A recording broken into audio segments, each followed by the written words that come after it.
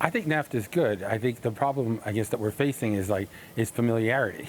We've had it for 20 years, and people have forgotten how much it's done for us in terms of lowering prices and actually the massive waves of investment that have come through after NAFTA into the country. So it's, sometimes familiarity breeds contempt. Sometimes in the trade world, we also say that it's like trade is like riding a bicycle, and that if you stop pedaling, you'll fall off. And I think one of the problems we have had in Canada, perhaps recently, is we haven't had people in the business community or perhaps at the highest levels of our governments being strong advocates for free trade. And you mean Justin Trudeau? I do. I think I do mean him. I think that he seems to say that he supports trade. Of course, he stood on the White House lawn with President Obama, and had a chance to back the TPP. I don't think the three letters came out of his mouth once. He talked about how we're a trading nation, but we need more than that. I mean, I think that it's one of these cases that if you're not moving forward, you will move backwards. Look, trade has a bad reputation right now. Hillary Clinton, as Secretary of State, was a big supporter of the TPP, and now as a presidential candidate, she is not. So that says something. But let me ask you about the mass investment that you say Canada has had because of NAFTA. What is that mass investment? Well, I point to one thing. I think that because of NAFTA, we adopted new rules of origin in terms of auto assembly and auto production. And I think for that reason, the Asian automobile producers, Japanese, Koreans, came onto our side of the border as a way of launching themselves into trading into the United States. I think Toyota is I think by some estimates, the largest auto producer or seller in Canada today. So that's an indication of the kind of investment we've had. But more importantly, I think generally when economists have looked at this seriously, you can see massive growth of patterns of increased trade, exports and imports, plus increased investment. Obviously, there has been some sorting out, particularly in the United States. I think some really good studies from the Peterson Institute in Washington have showed that perhaps whatever harm has happened to their economy has happened from trade with China. And of course, because of the amount of trade we do with the United States, we would be impacted by that. Okay, let me ask you about the Toyota and the big investments we've had here. Have they translated into jobs here? Well, they have, but remember the nature of our economy is changing a little bit. We're moving from a manufacturing economy to a services economy, so that it would be normal, I think, that you'd expect to see that that's where we'd find the growth in employment, and it is where we find the growth in employment. So, I do think we see, now we see with increasing automation and all of that, the same technology that makes us walk across the street reading our iPhones and our smartphones is a technology that's also being applied to the advanced manufacturing process. So the nature of jobs are changing.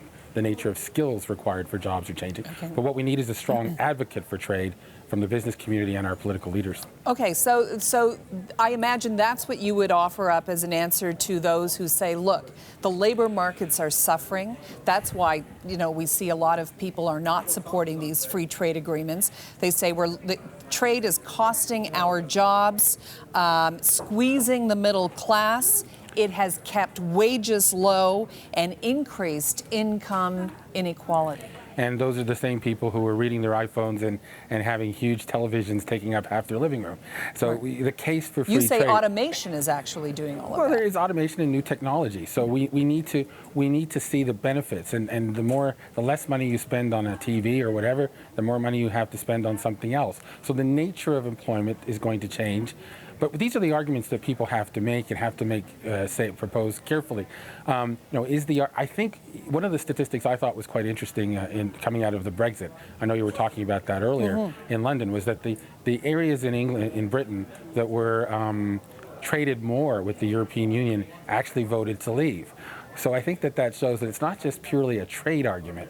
There seems to be sometimes something else that's going on, and that something else also needs to be countered. What is that something else? Well, I don't know. I think it's a kind of nationalism, perhaps a kind of parochialism that I thought that we were moving away from. And so I think rather than encouraging it, again, the bicycle analogy, I think we've got to keep pedaling. You cannot soft pedal trade. You've got to get out there with a strong voice and defend it and defend its benefits. And if there are problems, if we need adjustment costs to adjust to new trade agreements, we need to be upfront about that and come up with programs to do that.